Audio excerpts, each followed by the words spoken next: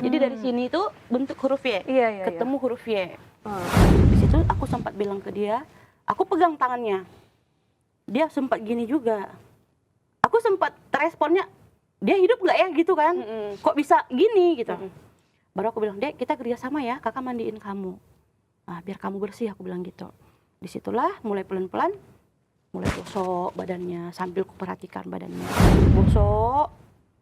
Cuman waktu aku mandiin dia itu, aku langsung gini. Tapi katanya mayat belum dimandiin. Tapi ini kok kondisinya bersih. Oke. Mayatnya itu udah bersih. Udah bersih, nggak ada darahnya lagi, nggak ada. Begitu sampai rumah, aku gini lah lehernya. Wih, ternyata di sini ada jahitan kayak luka habis dijahit kasar. Dan sepanjang ini Kak, itu lebamnya lebam di sini, sepanjang ini. Dan di sini itu dijahit kasar. Dan di situ aku perhatikan, aku bilang keluarga, kalian perhatikan ya, ini luka kecil. Tapi lebamnya kok bisa lebam banget, sedangkan ini dijahit sepanjang ini, nggak ada lebam kiri kanannya kalau seandainya bekas dari otopsi. Jadi saya berharap karena ini sudah naik sidik ya. Sidik. Pada saat sudah naik sidik kan itu artinya unsur pidana dan bukti-bukti itu sudah cukup. Ya kan? Mudah-mudahan penyidik dapat menemukan atau memutuskan unsur apa yang terjadi di balik kematian Winda Loren ini. Sampo ya. Nggak tahu kalau itu sampo atau enggak, jadinya itulah dipakai, setelah dibilas dipakailah itu sabun itu untuk gosokin dia. Nah di situ aku perhatikan kepalanya, di sana nggak ada apa-apa, udah. Aku pun perhatikan, mana tahu ada apa namanya Kak, kan dia tembak sini kan, Katanya ya. katanya tembaknya di kanan, harusnya kan nembusnya ke kiri kan. Aku lihat kok nggak ada tembus-tembusnya. Tapi luka yang di sini, luka tembak ada. Yang di nanti ada fotonya, kakak bisa lihat. Kalau aku pribadi itu kayak bukan luka tembak, tapi katanya itu Luka tembak. luka tembak. Karena tadi kan pas aku tanya ke polisi di awal kan, mana pelurunya? Aku bilang Udah gitu. dikeluarin. Katanya dikeluarin. Bahkan sampai sempat dibilang jangan dipegang-pegang ya, jangan dipegang-pegang. Lah, kenapa nggak bisa dipegang-pegang? Sementara dimandiin bisa gitu kan? Nah, ya udah akhirnya aku udah selesai dimandiin. Aku curiga, aku coba lihat gitu kan, mana tahu ada yang dijahit di atas ini kan, ternyata enggak, kepalanya polos aja. Cuma ini aja yang lukanya yang di sini tadi, cuma di situ. Udah selesai mandiin, di situ aku masih bilang lagi, Dek, kita kerjasama ya. Kan dia kaku, beku. Pakein bajunya kan pasti susah kan seharusnya kalau kita normal mikirnya. Tapi di situ dia mau ngasih aja tangannya masuk gitu kan. Selesai kita kasih baju, barulah polisinya bilang ke aku, Kak, ke depan ya. Bilang siapkan ambulans sama peti. Nah ternyata pas aku ke depan bilang ke gitu, nyampein ke keluarga nyiapin peti sama ambulans, ternyata dari belakang aku masuklah si Iha, katanya lihat sih.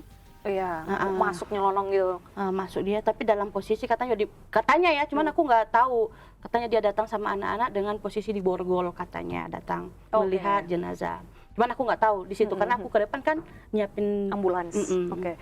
Nah begitu terakhir, akhirnya yang aku ngikutin itu pas kita naik ke ambulans, peti jenazah dimasukkan ke ambulans sampai ke rumah. Dan itu aku kan apa namanya Kak Bang, siaran langsung, live di sosmed. Kita live dari dia naik ambulans sampai ke rumah, dan dari rumah sampai dibuka peti lagi. Dan itulah video-video yang tersebar di sosmed saat ini, itu kan melalui akun aku. Nah disitulah Kak, disitulah keluarga histeris pas buka petinya. Kok bisa lebam, kok bisa gini, kok bisa itu, semuanya kan muncul. Nah balik lagi ke ruang jenazah tadi, aku lupa menjelaskan bahwasanya ketika dipakaikan baju itu kan di telinganya kan keluar air terus. Nah dia kan dari tadi kan beku kan, tapi keluar terus air. Cairan berbentuk darah maksudnya, keluar terus kan. Aku terus ngelap, karena kan dia baju pakai kebaya putih, aku takutnya jorok kan, jadi aku lap terus. Barulah aku tanya, Bang ini kenapa? Aku tanya gitu sama yang di situ. Oh itu bekas suntikan katanya. Tapi dia cepat-cepat cari perban, langsung perban. Nah begitu sampai rumah, kan aku masih tersimpan lah rasa curiga itu kan. Begitu sampai rumah, aku gini lah lehernya. Wih, ternyata di sini ada jahitan kayak luka habis dijahit kasar. Dan sepanjang ini Kak, itu lebamnya lebam di sini, sepanjang ini. Dan di sini itu dijahit kasar.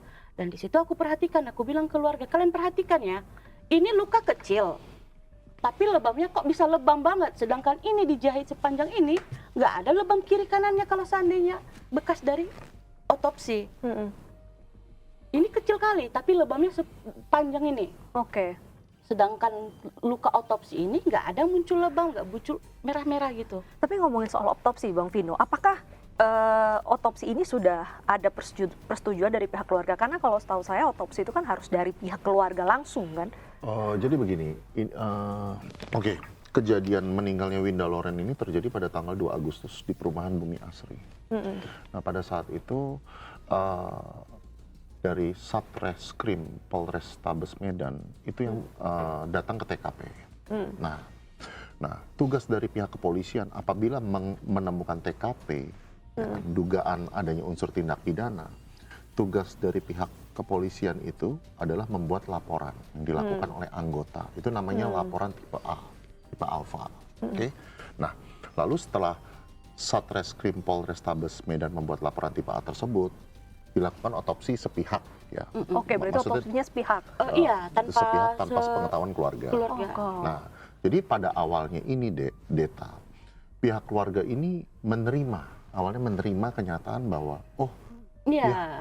iya, si Winda Loren ini karena kami meninggal masih karena bunuh diri. belum ada kejanggalan gitu.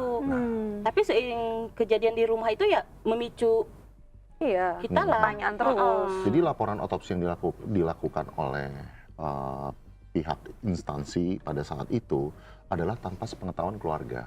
Karena kan sudah tugas dan kewajiban dari anggota untuk segera melaporkan apabila menemukan TKP. Ya kan? Nah, begitu Winda Loren ini dikirimkan ke pihak keluarga untuk proses pemakaman, begitu peti dibuka, kan kalau adat kalian itu kan ditaruh di rumah dulu kan untuk disemayamkan dulu di rumah kan. Begitu peti dibuka, disitulah keluarga menemukan begitu banyak kejanggalan sehingga dari pihak keluarga besar Winda Loren itu tidak bisa menerima kenyataan bahwa anak saya ini bunuh diri karena bunuh diri kok seperti ini modelnya. Nah, akhirnya dari pihak keluarga itu membuat laporan resmi ke Polda Sumatera Utara. Ya kan? Dan juga kalian diundang ke Komisi 3 DPR. Nah, pihak Maria ini adalah salah satu pihak yang sebetulnya harusnya hadir di Komisi 3 DPR. Tapi tertinggal pesawat.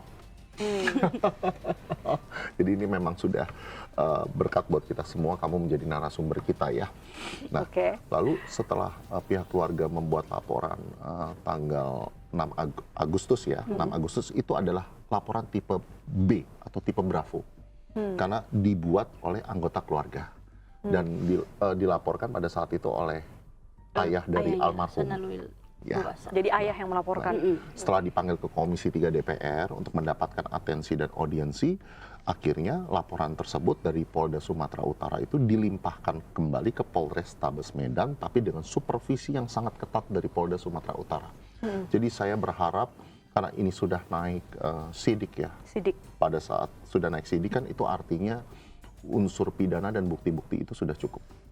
Ya kan? Mudah-mudahan penyidik dapat menemukan atau memutuskan unsur apa yang terjadi di balik kematian Winda Loren ini. Karena saya lihat SPDP-nya di sini itu ada 2 pasal yang disangkakan di sini. Pasal yang pertama yaitu pasal 458 Undang-Undang Nomor 1 Tahun 2023 tentang pembunuhan yang disengaja oleh pihak kedua. Itu terlapornya adalah? Terlapornya adalah belum ada terlapor. Menetapkan siapa? Belum ada ya. Tapi di sini dari pihak penyidik kan sudah naik sidik nih. Dari pihak penyidik menuliskan pasal 458 Undang-Undang Nomor 1 Tahun 2023 yaitu adanya unsur pembunuhan yang disengaja. Berarti kalau misalkan Winda Loren sampai meninggal karena ada yang menarik pelatuk pihak kedua, berarti pasal ini yang pas. Tapi di sini juga ada dugaan pasal 462 KUHP baru yang berbunyi setiap orang yang mendorong, membantu atau memberi sarana kepada orang lain untuk bunuh diri dan orang tersebut mati karena bunuh diri dipidana dengan pidana penjara paling lama 4 tahun saja maksimal. Nah, nyawa nggak bisa balik. Nah, sedangkan sistem peradilan hukum kita itu kan dari pihak majelis hakim hanya bisa memvonis seseorang terdakwa itu dengan salah satu pasal. Unsur mana yang terbukti nih? Unsur kesengajaan yaitu 15 tahun. Kalau ada pihak kedua yang menarik trigger, atau unsur yang ini senjata milik saya, ya, saya taruh di sini, tiba-tiba kamu ngambil, kamu tarik pelatuknya. Nah, kalau sampai unsur itu yang dibuktikan bahwa Winda Loren ini bunuh diri, berarti dari si pemilik senjata ini hanya kena pasal, maaf ya, maksimal itu 4 tahun, maksimal. Nah, tentu saja ini kan pasti kalau sampai unsur pasal 462 KUHP ini yang terbukti, pastikan ini tidak akan memenuhi rasa keadilan di pihak keluarga. Iya.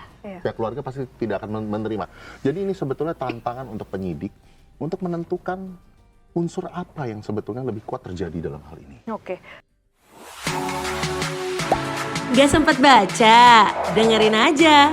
Klik icon text to speech, nggak pakai ribet di okezone.com.